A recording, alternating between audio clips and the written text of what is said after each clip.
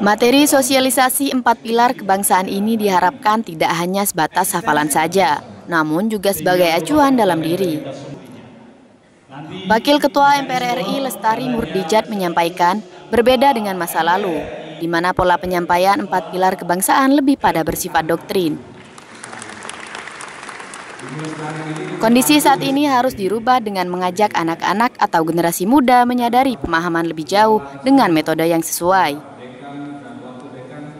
Dengan metode kekinian, diharapkan penyampaian tersebut pada akhirnya dapat diaplikasikan dalam kehidupan sehari-hari. Dan relevansi saat ini melihat masalah maupun problematika yang ada dalam 2 dekade terakhir. Masuknya paham-paham radikal dan bertentangan dengan nilai-nilai kebangsaan perlu adanya pagar atau benteng dalam diri generasi muda. Di mana memagari itu tidak dapat dilakukan dengan larangan, namun harus datang dari diri sendiri melalui pemahaman materi 4 pilar kebangsaan.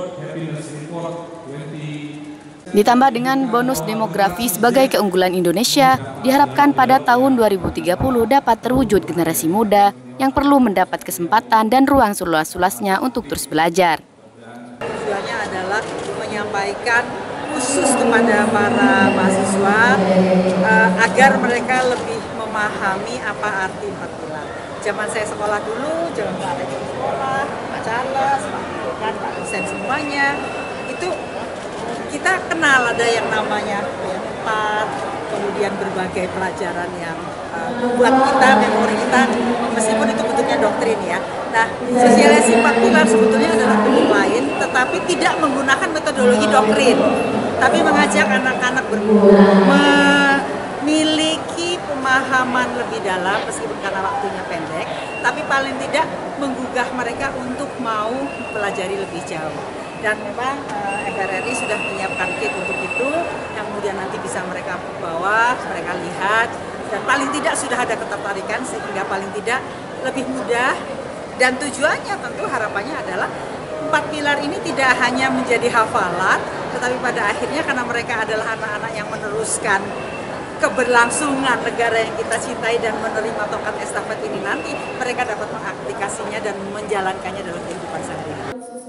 Di sisi lain, giat kampus berkolaborasi dengan MPR seperti ini juga merupakan salah satu sebuah bentuk penguatan bagi generasi penerus yang harus digelar secara berkelanjutan, agar materi yang diberikan bisa tersampaikan dengan baik. Intinya begini ya, tadi bisa saya sampaikan ya, bahwa perguruan tinggi itu kan kalau ada hal seperti ini kan punya negara ya, programi negara gitu, tentang kebangsaan, membangun kebangsaan melalui 4 pilar itu konsensusnya. Itu harus kita tangkap, karena kan kita bukan hanya tempat untuk belajar, kita kan tempat untuk mahasiswa itu juga harus kita bangun karakternya kan gitu kan.